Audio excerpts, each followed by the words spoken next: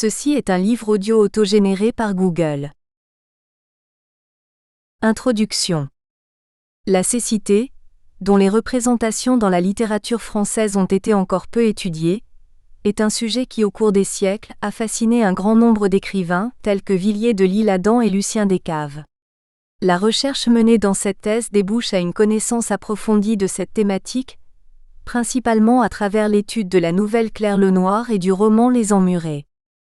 L'aveugle a toujours été l'un des personnages les plus énigmatiques de l'histoire de la littérature.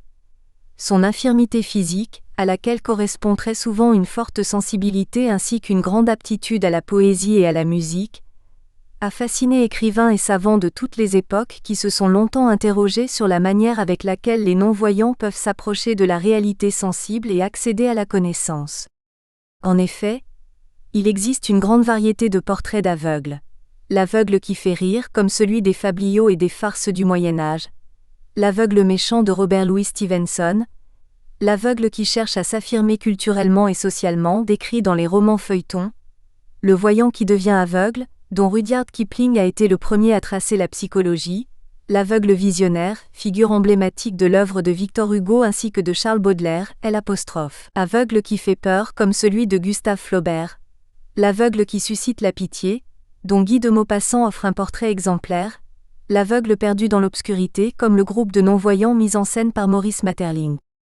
Une tradition fort ancienne veut que l'aveugle s'accompagne de son valet ou d'une autre figure de la marginalité, telle que le paralytique, le bossu, le boiteux. Le premier couple engendre le rire, tandis que l'autre suscite la compassion. L'image d'aide réciproque qui reflète l'idéologie chrétienne a inspiré de nombreux ouvrages comme le texte de Florian l'aveugle et le paralytique. À mi-chemin entre le discours philosophique et celui littéraire, la lettre sur les aveugles de Denis Diderot fait du non-voyant un sujet actif et positif. Le siècle des Lumières éclaire ainsi le thème de l'absence de la vue. La cécité n'est plus jugée ni comme manque ni comme privation. Au contraire, elle détermine un nouvel accès cognitif au monde et une nouvelle sensibilité qui cependant, ne réussissent pas à délivrer l'image de l'aveugle du poids du mythe et de la tradition. En général, les réflexions concernant le thème de l'absence de la vue s'organisent autour de deux grands courants de pensée. L'un fait de l'aveugle l'homme inspiré, le grand poète ou bien le voyant qui voit ce que les autres ne distinguent pas, celui qui perçoit au-delà de la réalité visible grâce à sa très grande sensibilité et qui n'est victime ni d'apparence ni de préjugés. Cette tradition a des origines très anciennes qui franchissent toute frontière chronologique. Elle entre dans le territoire de la mythologie classique et des cultes religieux. La cécité physique est alors synonyme de clairvoyance, de vision. Celui qui ne voit pas peut contempler le non-visible et rejoindre le transcendant qui en revanche se cache au commun des mortels. Inversement, l'autre ligne de pensée tend à considérer la cécité comme un châtiment, une maladie abominable qui conduit celui qui en est frappé à l'exclusion de la société. Dans cette tradition, l'aveugle est un être maudit, un malade qui fait peur et qui est l'objet d'un rejet impitoyable comparable à celui qui frappe la figure immémoriale du lépreux. Il peut provoquer le rire ou le mépris chez ceux qui voient et le voient, car dans un monde dominé par le sens de la vue et par la puissance du regard et des images, les non-voyants sont marginalisés et raillés. La littérature française du XIXe siècle offre un grand nombre d'exemples d'ouvrages qui abordent la cécité sous ce double aspect. L'aveuglement qui conduit à une clairvoyance de type métaphorique et la cécité au sens propre en tant qu'infirmité. La première conception a été largement exploitée par certains écrivains appartenant au courant fantastique, tandis que l'aveugle pitoyable accablé de 1000 difficultés est le protagoniste de plusieurs romans et récits appartenant au genre réaliste. Un tel dualisme se répercute dans cette étude, où une double clé de lecture est proposée.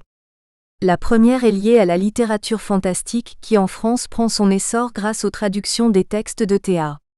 Hoffmann et d'Edgar Allan Poe, et à l'imposant progrès scientifique, tandis que l'autre est centrée sur la figure de l'aveugle proposée par certains écrivains réalistes qui, avec leur souci constant du détail et de la vraisemblance, s'intéressent à la réalité qui les entoure et aux problèmes sociaux de leur époque et font de certaines figures de la marginalité les protagonistes de leurs romans.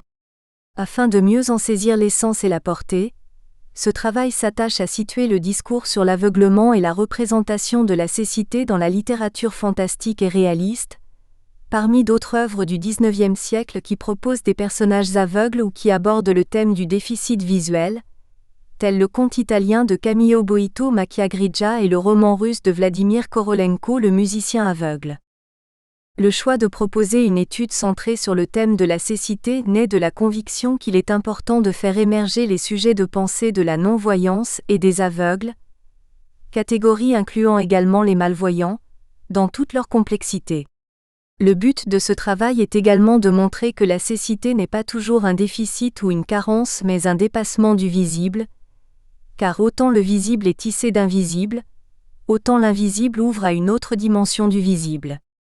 L'enquête se déploie sur une longue période au cours de laquelle la conception de la cécité, la perception des aveugles et les outils de la connaissance de ce handicap se modifient et elle tient compte de plusieurs facteurs car l'absence de la vue se construit, en tant que sujet littéraire, progressivement et au carrefour d'un grand nombre de savoirs, tels que la philosophie, la théologie, l'esthétique, l'optique, la médecine. Cette approche a permis de confronter les différentes images d'aveugles, de mesurer les permanences et les ruptures et d'instaurer un dialogue entre des époques, des cultures et des disciplines diverses afin d'élaborer une réelle histoire de la représentation de la cécité. Cependant, la cécité demeure encore aujourd'hui un sujet enveloppé de mystère, mais c'est exactement son côté ténébreux qui amène les voyants à s'y intéresser ou à l'exploiter en tant que source d'inspiration artistique.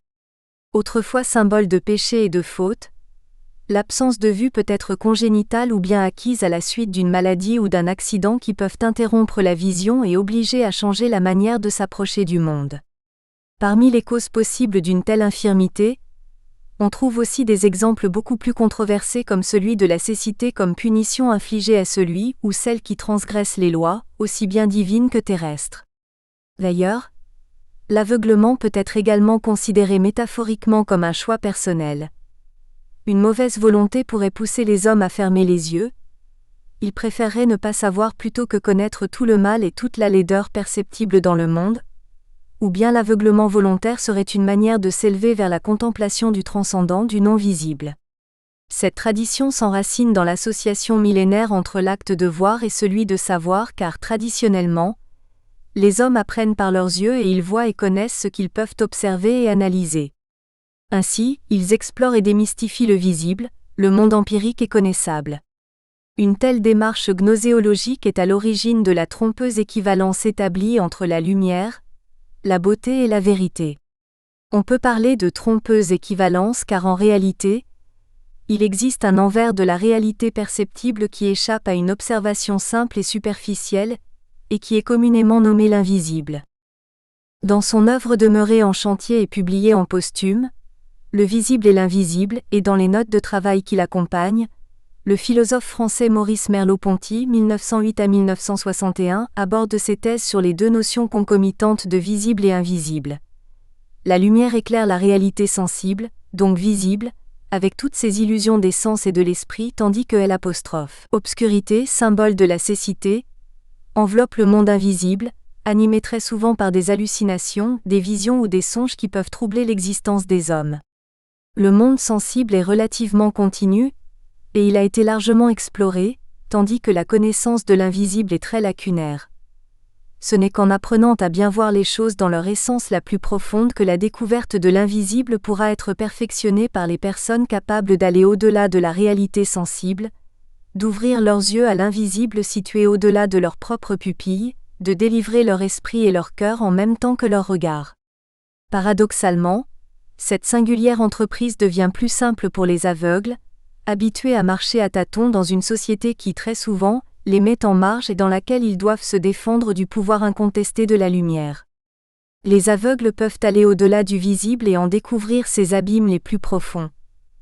Ils sont alors, depuis l'Antiquité, les protagonistes d'œuvres littéraires dont ils peuplent les pages non seulement comme personnages imaginaires, mais aussi en qualité de narrateurs de récits.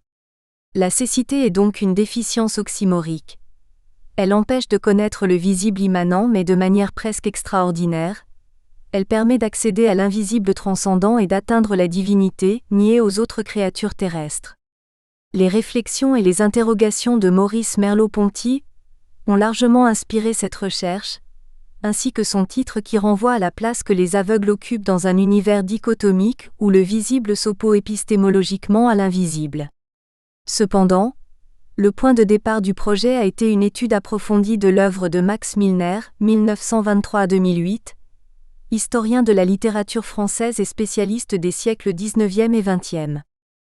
Max Milner a consacré sa vie à la recherche et au savoir, avec une riche production éditoriale qui s'étend sur plus d'un demi-siècle, à partir de la publication de Poésie et vie mystique chez Saint-Jean de la Croix en 1951, jusqu'en 2006, année où parut Rembrandt à Emmaüs. Il a laissé aussi un projet en chantier, l'Inaperçu. Ses travaux se sont accompagnés par ailleurs de l'édition de quelques-uns de ses auteurs de prédilection. Aloysius Bertrand, Gaspard de la Nuit, 1980, Jacques Cazotte, Le Diable amoureux, 1980, et de nombreuses études sur Georges Bernanos. Pionnier et animateur de la recherche, Max Milner a encouragé, tout au long de son activité de critique et d'écrivain, une méthode pluridisciplinaire très originale, ouverte à plusieurs domaines et aspects de la culture. Dans ses enquêtes, en effet, il a recouru aussi bien à la littérature, à l'histoire, à la peinture ou à l'historie du cinéma, qu'à la philosophie et à la psychanalyse. Dans ce travail, on a cherché à suivre son exemple en donnant de l'aveugle un portrait bien défini, fait de détails dérivant du domaine de la philosophie, de la mythologie, de la littérature et de l'art. L'enquête pour tout ce qui relève du visuel, du visible et du non-vu, que Max Milner conduit magistralement dans ses travaux La Fantasmagorie. Essai sur l'optique fantastique, 1982, et on est prié de fermer les yeux. Le regard interdit, 1991, s'associe au projet de voir l'invisible et de réhabiliter les ténèbres. La recherche sur le thème de la cécité, déficience visuelle dont l'antique sagesse fait le privilège de meilleur poète, amorcée dans ces deux œuvres et abordée également dans son essai sur l'ombre, l'envers du visible, 2005, introduit l'association entre aveuglement et vision et conduit à développer ce lien car, comme l'a affirmé Jean-Luc Steinmetz, on ne peut que suivre Max Milner dans la conquête de l'invisible qu'il nous propose. L'intérêt de Max Milner concerne d'abord le visible, miroir, lunettes et autres instruments optiques qui augmentent la puissance du regard, et les présences susceptibles de l'habiter tels que fantasmes, apparitions ou hallucinations. Son enquête se focalise ensuite sur le rapport dialectique entre la lumière et les ténèbres, et elle conduit progressivement à chaque contorsion du regard. Le mouvement permanent entre le caché et le révélé construit l'unité de son travail qui se donne comme mission essentielle d'arpenter le versant nocturne des éléments, des hommes et des choses car même le visible scelle en soi des formes et des essences imperceptibles à l'œil nu. Dans son discours, l'optique acquiert un rôle fondamental. Après avoir démontré l'importance de différents appareils de projection d'images spectrales dans l'avènement du genre fantastique, Max Milner met les instruments optiques au service de la représentation visuelle du rapport entre le visible et l'invisible. Il dévoile alors la manière dans laquelle le processus narratif est activé par l'aiguillon du regard, et de ce qui le dévie en prenant en compte les manières et manies optiques de plusieurs personnages littéraires créés par les maîtres de la littérature fantastique, tels E.T.A. Hoffmann, Jules Verne, Villiers de l'Isle-Adam. Le dernier écrivain cité est l'auteur de la nouvelle Claire Lenoir, texte qui est au cœur de ce travail. L'histoire de Claire, la femme coupable affectée de mystérieux troubles de la vision qui la conduisent progressivement à la cécité totale, m'a permis d'aborder plusieurs thématiques étudiées auparavant dans les essais de Max Milner, tels le lien entre le genre fantastique et les instruments optiques, l'image de l'aveugle voyant qui voit l'au-delà, les thèmes des hallucinations et des visions. De plus, la fin du conte se développe autour de l'image d'outre-tombe que le médecin positiviste Tribula Bonomé observe avec son ophtalmoscope sur les yeux de la protagoniste morte. Il s'agit du premier exemple littéraire fondé sur le phénomène du dernier regard, concernant la persistance sur la rétine de la dernière image vue avant de mourir. Cette théorie, très débattue à l'époque dans les milieux scientifiques mais complètement démentie par la suite, nourrit de nombreux récits fantastiques. En effet, après Villiers, elle a été reprise par plusieurs écrivains français et étrangers. L'œuvre de Max Milner et l'importance qu'il attribue aux innovations techniques et aux progrès scientifiques en vogue pendant la seconde moitié du XIXe siècle motivent également le choix de la période historique qui fait l'objet de cette analyse, également caractérisée par des innovations significatives dans le domaine des lettres.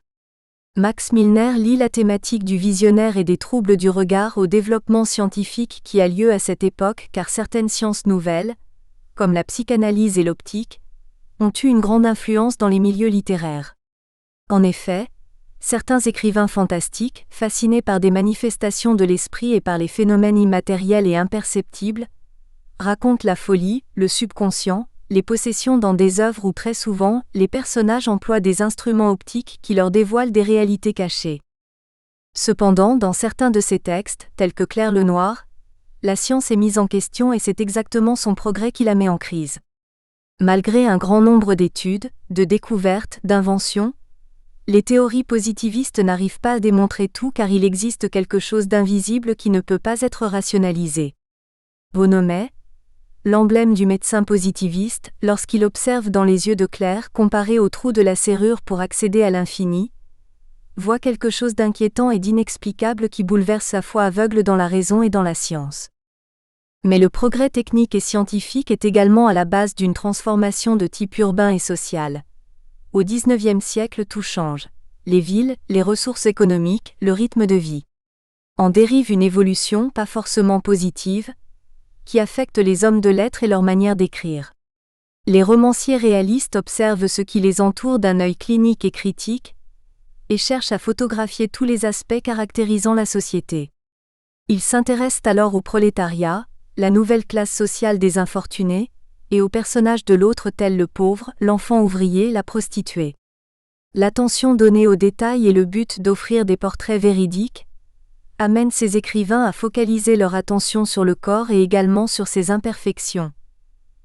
La maladie devient alors un sujet littéraire et permet à l'écriture réaliste de donner de la voix à ceux qui en sont affectés et également à ceux qui sont censés s'en occuper. Littérature et science trouvent ainsi un point de rencontre. D'un côté le malade raconte sa souffrance, de l'autre le médecin l'aide à la combattre en utilisant les ressources de son savoir et de son expérience, ainsi que les outils nouveaux que la science lui fournit. En général, l'image du malade change selon les conditions sociales et le degré de développement scientifique de la réalité dans laquelle il vit. Une section de ce travail a été alors consacrée à l'histoire des institutions, d'hospitalité, de soins, d'éducation, d'entraide, dédiée aux aveugles car le traitement social réservé aux personnes affectées de pathologies ou de déficits sensoriels a agi, à différentes époques de l'histoire, sur les représentations individuelles et collectives de la cécité. Un nombre important de travaux de grande ampleur et un matériau considérable incluant ouvrages, articles, essais ont permis de faire émerger ce sujet dans sa spécificité. Les travaux de Zina Weygand ont guidé cette phase de la recherche, sur laquelle les Disability Studies ont également exercé une influence fondamentale. Cette branche du savoir qui s'est développée récemment outre-Atlantique et qui est en pleine expansion en France, suscite actuellement des débats internationaux d'un grand intérêt. Elle porte une attention constante sur le handicap, et grâce à de fortes racines théoriques et interdisciplinaires, vise à analyser ce thème par rapport aux facteurs sociaux, culturels et politiques. L'approche des Disability Studies, avec tous ses enjeux et ses perspectives, montre comment les recherches concernant le handicap prennent toute leur place dans l'univers intellectuel, champ scientifique, milieu universitaire, monde de la recherche établi, au niveau international. De plus, elle permet de nouer enquête de type littéraire conduite dans cette thèse au dialogue vivant et actuel sur le handicap au sens large, qui inclut les déficits dans les fonctions visuelles, intellectuelles, auditives, motrices, psychologiques, du langage ou autres. Le discours scientifique et sociologique abordé enrichit donc les réflexions sur la cécité imaginée et imaginaire proposées dans ce travail. La nouvelle Claire Lenoir d'Auguste de Villiers de l'Isle-Adam et le roman Les Emmurés de l'écrivain et journaliste Lucien Descaves convergent dans cette approche comparative entre visionnaire et réalité. La thèse, dont l'intérêt concerne aussi bien les domaines littéraires, scientifiques et social, vise à focaliser particulièrement l'attention sur ces deux ouvrages sans s'y limiter car elle propose également l'analyse d'autres contes de Villiers de l'Isle-Adam qui renvoient au sujet cécité-handicap, tels que Vox Populi et les filles de Milton, ou qui abordent la question d'autres déficits sensoriels, tels que L'inconnu, une nouvelle dans laquelle Villiers raconte le drame de la surdité. La première partie de la thèse a-t-elle été centrée sur la découverte de différentes significations attribuées à la non-voyance, qui ont influencé les textes littéraires qui font l'objet de cette étude. La cécité permet aux poètes aux yeux fermés de créer des chefs-d'œuvre et de révéler l'invisible à ceux qui font de la lumière la seule source de connaissance. Mais elle est aussi un instrument iconographique utilisé pour représenter les divinités qui doivent agir de manière impartiale. Le bandeau sur les yeux aveugle la déesse qui le porte et lui permet d'éviter tout favoritisme. La rencontre entre le religieux et le romanesque nous a donné l'occasion de réfléchir sur les modes de représentation de l'invisible et de la vision sans regard. Les aveugles qui retrouvent la vue grâce aux miracles racontés dans la Bible sortent des ténèbres du mal et découvrent la lumière divine. Toutes ces images positives s'opposent à celles de l'aveuglement comme punition. Est aveuglé qui épie les nymphes nues au bain, qui regarde dans la coupe du Graal, qui en se cachant derrière une fenêtre, voit la femme d'un autre à cheval, vêtue seulement de ses longs cheveux. Écrivains, peintres et sculpteurs s'inspirent de ces images et exploitent les thèmes de la cécité et de l'aveuglement, avec toute leur complexité et leur aura de mystère. Cependant, le cœur de cette étude est une analyse de type comparatif entre l'image de la cécité proposée par la littérature fantastique, représentée par le comte de Villiers de l'Isle-Adam, et celle dépeinte par la littérature réaliste, en particulier par le roman de Lucien Descaves. Cette approche, à la fois littéraire et sociale, m'a permis de tracer l'évolution du personnage de l'aveugle et de mettre en relief la dualité qui le caractérise. 1. Voir l'invisible. Le personnage de l'aveugle est introduit dans le discours concernant les deux idées de visible et invisible car au non-voyant a été souvent reconnu le don de voyance, c'est-à-dire le pouvoir de regarder au-delà de la réalité sensible et de percevoir l'invisible. Le désir de voir au-delà de la réalité sensible, de scruter le ciel ainsi que la terre, anime l'être humain depuis l'Antiquité la plus reculée. L'homme a toujours cherché une consolation à ses peines et une réponse à ses questions existentielles au-delà de la réalité sensible, dans quelque chose de loin, de non vu. Dans toutes les civilisations, la métaphysique cherche à expliquer la présence de l'homme sur la Terre en recourant à l'existence d'un monde invisible et impérissable. En effet, l'archétype du sacré semble être constant. De la conception du monde invisible découlent plusieurs théories philosophiques et théologiques ainsi que les religions qui influencent la pensée, les activités et les conduites de leurs adeptes. Ainsi la vision est essentiellement relation dialectique entre le visible et l'invisible. Pour Maurice Merleau-Ponty, ce doublet désigne ce que la tradition avait nommé le sensible et l'intelligible. Après avoir évoqué la nécessité d'un dépassement de l'idéalisme sans rechuter dans un réalisme naïf, Maurice Merleau-Ponty cherche à saisir l'entrelac de visible et d'invisible à l'œuvre dans la vision de façon à mieux comprendre la structure de celle-ci. Son objectif est de délimiter une phénoménologie de la perception fondée sur l'expérience du voir. Il aborde sa définition d'invisible dans les notes de travail qui accompagnent son œuvre demeurée en chantier et publiée en posthume, Le visible et l'invisible. L'invisible est 1. C'est qui n'est pas actuellement visible, mais pourrait l'être, aspect caché ou inactuel de la chose, chose cachée, située ailleurs ici et ailleurs. 2.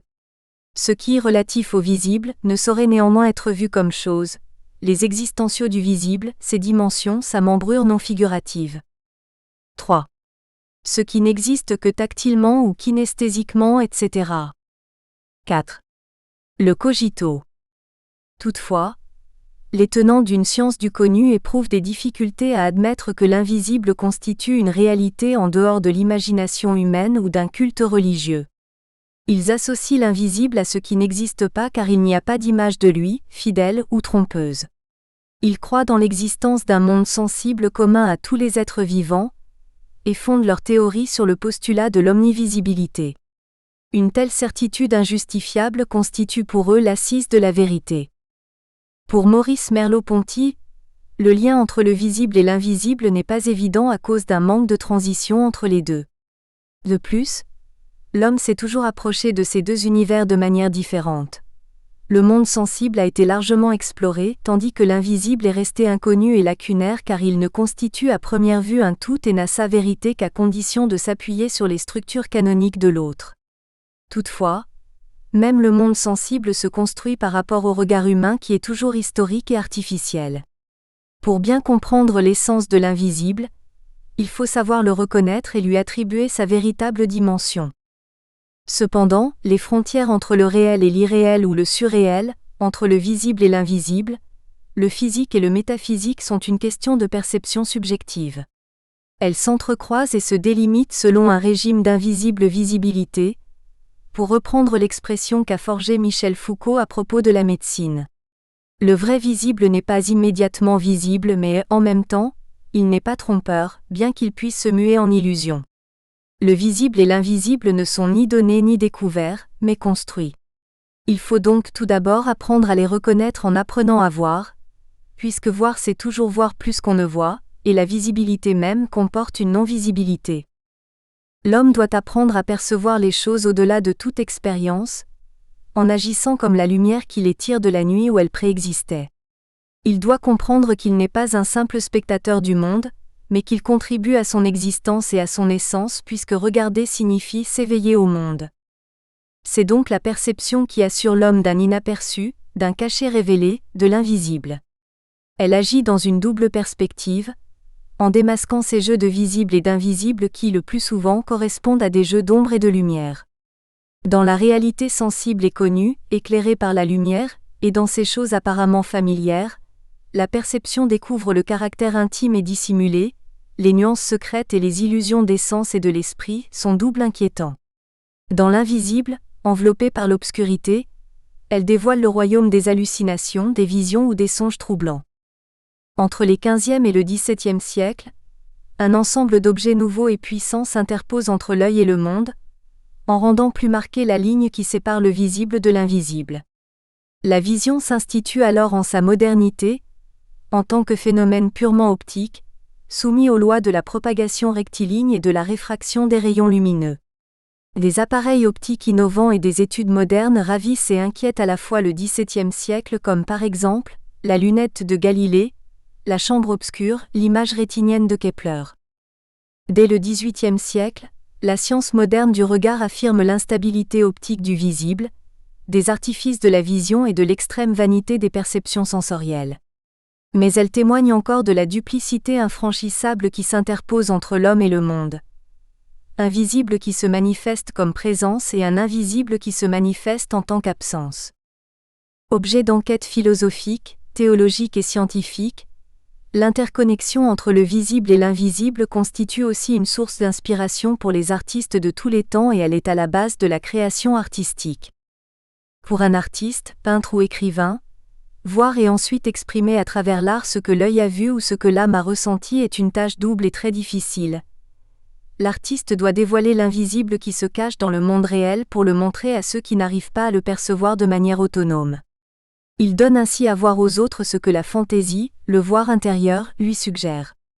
En effet, l'artiste projette dans le monde extérieur son monde intérieur. Il exprime l'invisible dans le visible d'une manière qui n'a rien de gratuit ni d'arbitraire. Comme l'écrit Novalis, les artistes peignent véritablement avec les yeux, et leur voir est une opération extrêmement active, une activité pleinement imageante, car ils possèdent un don fulgurant pour accéder aux sources de l'être et aux vérités interdites à la science. À travers le regard et en vivant entre la veille et le sommeil, l'artiste crée des fantômes et des figures et il est affecté par un état emblématique, fait de sublimation et d'aveuglement en même temps. L'œuvre, qu'elle soit picturale, plastique ou littéraire, donne à voir ce que l'œil de son créateur a vu et a traduit naturellement en art, mais aussi son voir inconscient qui, selon les récentes études psychanalytiques conduites par Gérard Bonnet, est toujours orienté vers le sexuel. Telles productions séduisent le public en lui donnant à voir ce que, d'habitude, il n'arrive pas à voir et elles éclairent son chemin vers la vérité. Car l'art rapproche les hommes de la lumière, puisque la connaissance parfaite est communément identifiée dans la vision, dans l'illumination. Pensons à ce propos à la dénomination choisie pour le XVIIIe siècle, le siècle des Lumières, qui tire son nom de la volonté des philosophes de l'époque de combattre les ténèbres de l'ignorance. Le but de toute démarche intellectuelle est donc soit d'approcher au plus près la source de la lumière, soit de faire voir ce qui ne se révèle qu'incomplètement ou qui reste dans l'ombre. En projetant en dehors de lui-même ses propres perceptions visuelles, l'artiste s'approche d'abord lui-même de la vérité du monde et de sa beauté. Ensuite, il y conduit, en tant que guide clairvoyant, les destinataires de sa création artistique. Parmi toutes les productions artistiques liées à ce discours, l'écriture est la plus expressive car, selon une définition empruntée à Max Milner, elle est une machine à faire voir. Dans un récit, une poésie, une pièce théâtrale, les écrivains arrivent à rendre visible quelque chose que ni les yeux des personnages ni l'expérience sensible du narrateur et des lecteurs ne peuvent percevoir. En montrant ce qui est incertain pour l'œil, l'écriture donne à voir tout ce qui est invisible dans la réalité. Elle est donc liée à la transgression puisqu'elle rend visible le réel démasqué ainsi que l'inconscient même. L'écriture met au jour les différentes façons de voir le visible et l'invisible, mais elle permet aussi de donner à entendre l'indicible, de faire écouter la voix muette de ce qui constitue le non-dit. En fait, avant tout langage ou toute forme communicative, il existe un apparaître problématique du monde qui correspond à une distinction préalable à celle entre parole et silence, entre ouvert et fermé à la perception. L'opposition entre visible et invisible se retrouve dans la dichotomie entre langage et silence. Si le poète peut être aveugle, il ne saurait être muet car il tient le langage et par les mots, mis en vers ou en prose, il permet aux autres de mieux comprendre le sens de la vie. En effet, ce qui se donne à entendre dans le langage ou à lire quand on passe à la forme écrite, doit d'abord être perçu. Car la visibilité est nécessaire à l'émergence du langage et de l'écriture, au passage du silence à la parole. Pour qu'il y ait prose du monde, il faut d'abord qu'il y ait monde muet, et pour qu'il y ait monde muet, que le monde invisible se fasse d'abord visible. L'antériorité du silence sur la parole est donc elle-même précédée d'une antériorité première, celle de l'invisible sur le visible. L'écrivain est donc un observateur qui exprime par des mots écrits ce qu'il a observé et entendu.